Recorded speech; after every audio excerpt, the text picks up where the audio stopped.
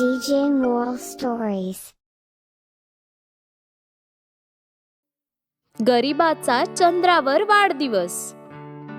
चंदनपूरमध्ये राहणारा हेमंत एक गरीब कोळी असतो, जो त्याची बायको सुरेखा, छोटा मुलगा मोनू आणि म्हातारे आई वडील त्रिवेणी आणि जगजीवन सोबत राहत असतो. तसं तर चंदनपूरमध्ये खूप तलाव असतात, पण एक तलाव जंगलाच्या पाठीमागे असतं. जे तलाव गावापासून खूपच लांब असतं. तिथे खूप सारे मासे मिळतात. सहज गावातील तिथे कोणी जातच नाही, फक्त हेमंत जातो. हेमंत मेहनत करून रोज सकाळी एवढ्या लांब जातो आणि मासे पकडतो. चला, आज मी खूप लहान मोठे मासे पकडले आहेत. फक्त हे चांगले विकले जावेत, नाहीतर ही माझी सगळी मेहनत वाया जाईल. नशीबच मानावं की त्या दिवशी त्याची विक्री चांगल्या प्रकारे होते आणि तो चेहऱ्यावर तेज घेऊन घरी परत येतो. तेव्हा त्याचा मुलगा मोनू त्याच्या जवळ येऊन बोलतो, बाबा बाबा, तुम्हाला माहिती आहे ना की पुढच्या आठवड्यामध्ये माझा वाढदिवस आहे आणि ह्यावेळी मला वाढदिवस खूप चांगल्या पद्धतीने साजरा करायचा आहे. मला केक, नवीन कपडे आणि खूप चांगला चांगला खाऊ हवा आहे. तुम्ही हे सगळं माझ्यासाठी आणणार का? हो, नक्कीच माझ्या बाळा. तू माझा एकुलता एक मुलगा आहेस. तुझ्या आनंदासाठी मी काहीही करू शकतो. हे बघा, तुम्हाला जे काही आणायचं आहे ते तुम्ही आणा, पण माझ्यासाठी न विसरता जिलेब्या घेऊन या. खूप दिवसापासून खायची इच्छा झालीये. ठीक आहे आई. बाबा आणि मी जाऊन बाजारातून तुझ्यासाठी जिलेबी नक्कीच घेऊन येऊ. कारण की मला आपल्या त्या जुन्या हलवाईचं दुकान माहित नाहीये ना, म्हणूनच मला बाबांना घेऊन जावंच लागेल. ठीक आहे बाळा. हेमंत आणि सुरेखा दोघेही त्यांच्या मुलाच्या वाढदिवसानिमित्त खूपच खुश असतात. सुरेखा, आपल्याला मोनूचा हा वाढदिवस खूप धूमधडाक्यात साजरा करायचा आहे. काहीही झालं तरी तो आपला एकुलता एक मुलगा आहे आणि त्यासाठी मी काहीही करू शकतो. बरोबर बोललात तुम्ही. आपला लाडका आहे तो, आपला मोनू. 3 दिवसानंतर नेहमीप्रमाणेच सूर्य डोक्यावर येण्याआधी हेमंत मासे पकडण्यासाठी जंगलाच्या मागच्या तलावाकडे जातो. तेव्हा तिथे तो खूप लोकांची गर्दी झालेली बघतो. जणू काही सर्व त्याच्या येण्याचीच वाट बघत होते. घ्या, आले आपल्या गावचे राजकुमार. पूर्ण गावाला बर्बाद करण्याची योजना बनवल्यानंतर देखील आपला अपशकुनी थोबाड घेऊन इथे येण्याची हिम्मत कशी केली? निर्लज्ज कुठला. तोंडाला येईल ते तुम्ही काय बोलताय सगळे? मी असं काय केलं आहे? नाटक करायची काही गरज नाहीये. तुझा खरा चेहरा काय आहे ना, ते सगळ्यांना समजलंय. समजलं का? त्यामुळे हा सभ्यपणाचा आवाहन बंद कर आणि राजा विक्रम सिंग यांच्या दरबारात जाऊन आपला गुन्हा मान्य कर. त्यातच तुझं भलं आहे. गावकरी त्याच्या तोंडाला काळं फासतात आणि त्याला गावचे राजा विक्रम सिंग कडे घेऊन जातात.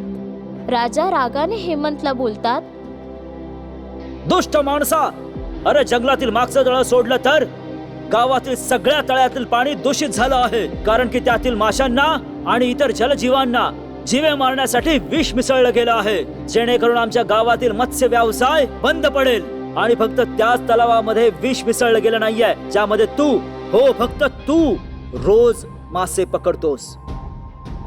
फक्त एकटा मासे विकून श्रीमंत बनू इच्छितो हा. कारण की याला माहित आहे गावातील इतर सगळे इतकं दूर चालत जाऊन जंगलातील मागच्या तळ्यामध्ये मासे पकडायला जाणार नाहीत. असं नाहीये राजा साहेब. बहुतेक तुमचा काहीतरी चुकीचा समज झाला आहे. मला सांगा, मी असं का करेल? माझ्यावर विश्वास ठेवा. गावातील कोणत्याच तलावामध्ये मी विष मिसळलं नाहीये. मी कोणाचं कशाला वाईट करेल? अरे, हे काम जर तू नाही केलंस, मग ज्या तळ्यामध्ये तू मासे पकडायला जातोस ते पाणी दूषित का नाही झालं? त्या पाण्यामध्ये विष का नाहीये? सांग बरं. हेमंत शांतच राहतो, कारण त्याला समजतच नाही की त्याच्यावर झालेल्या आरोपांचं त्याने काय उत्तर द्यावं.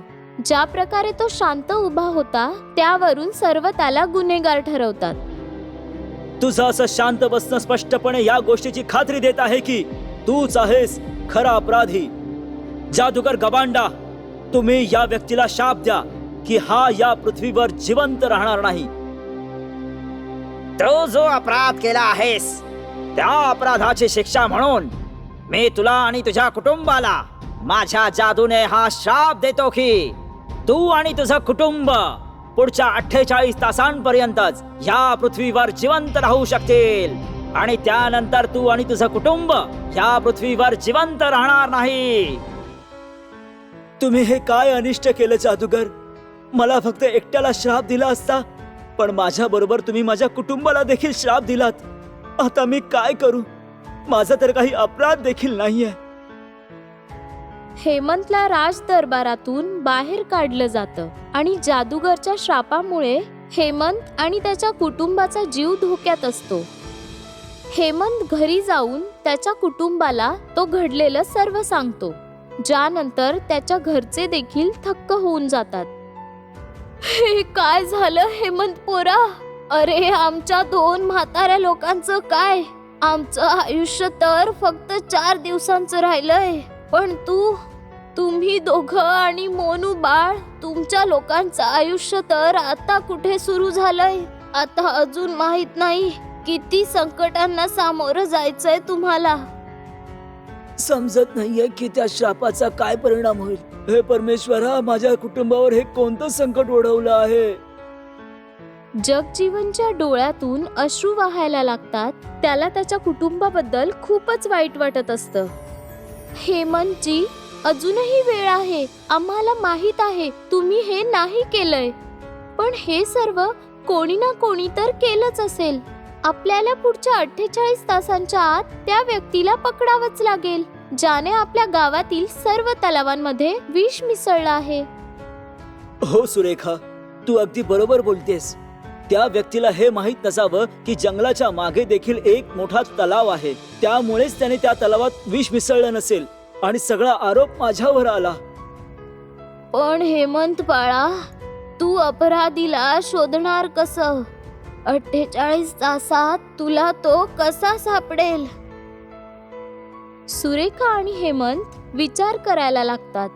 ते दोघं अपराधीला शोधायला बाहेर निघतात आणि सर्वात आधी हेमंत दुसऱ्या गावात जाऊन त्याचा मित्र मोहनला भेटतो आणि तेव्हा त्याला समजतं की त्या गावातल्या सर्व तलावांमध्ये विष मिसळलेलं आहे, ज्यामुळे जलजीवन धोक्यात येईल. काय?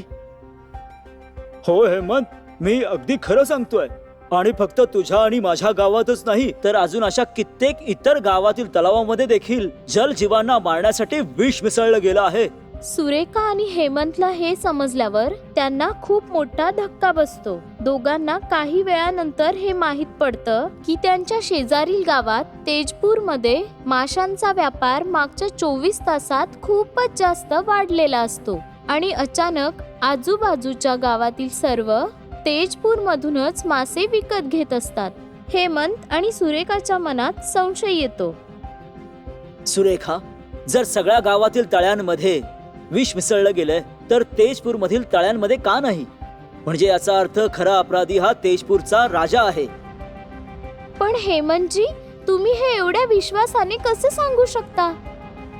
सुरेखा, तेजपूरच्या राजाला आपला मत्स्य व्यवसाय प्रगतीपथावर न्यायचा असेल आणि एक गोष्ट सगळ्यांना माहित आहे की तेजपूर राज्याचाच मत्स्य व्यवसाय हा ठप्प पडला आहे आणि म्हणूनच त्याच्या राजाने हे षडयंत्र रचलं असावं. सुरेखा आणि हेमंत दोघं त्यांच्या गावी चंदनपुरातील राजा विक्रमसिंगकडे जातात आणि जादूगर गंबाडाला सांगून दरबारात सगळ्यांसमोर तेजपुरामधील राजाच्या कक्षातील दृश्य दाखवायला सांगतात. आणि तिथे जादूगर गंबाडा जादूने ते दृश्य प्रकट करतो आणि त्या दृश्यामध्ये तेजपुरातील राजा त्याच्या सेनापतीला सांगतो, सेनापती, कोणाला ही गोष्ट समजता कामा नये की आजूबाजूच्या सगळ्या गावातील सगळ्या तलावांमध्ये मीच माझ्या माणसांना सांगून विष मिसळला आहे, जेणेकरून आपल्या गावातील मत्स्य व्यवसाय हा प्रगतीपथावर जाईल. हे काय? याचा अर्थ हेमंत, तू निर्दोष आहेस. मला माफ कर हेमंत. आमच्याकडून अजाणतेपणे तुझ्यावरती खूप मोठा अन्याय झाला आहे. गोष्टीची शहानिशा न करता. मला क्षमा कर हेमंत, पण एकदा मी दिलेला जो श्राप आहे तो मी पुन्हा परत घेऊ शकत नाही. असं नका म्हणू जादूगर. माझ्या मुलाचा वाढदिवस जवळ येत आहे आणि मला माझं संपूर्ण आयुष्य माझ्या कुटुंबासोबत जगायचं आहे. घाबरू नकोस. मी तुला पृथ्वीवर ठेवू शकत नाही, पण चंद्रलोकामध्ये नक्कीच पाठवू शकतो. तू चंद्रावर जा आणि तिथे जाऊन आपल्या आयुष्याला नव्याने सुरुवात कर. पण हे सगळं कसं शक्य आहे जादूगर? एक मिनिट. जादूगर गंबाडा चुटकी वाजवतो आणि आकाशात असलेला चंद्र जमिनीवर येतो आणि चंद्रासमोर जादूने पायऱ्या प्रकट होतात, ज्या पायऱ्यांवर चढून हेमंत आणि त्याचं संपूर्ण कुटुंब चंद्रावर प्रवेश करतं. आणि अशा प्रकारे मोनूचा वाढदिवस चंद्रावर साजरा केला जातो आणि ते सर्व तिथे सुखी व समृद्ध जीवन जगू लागतात.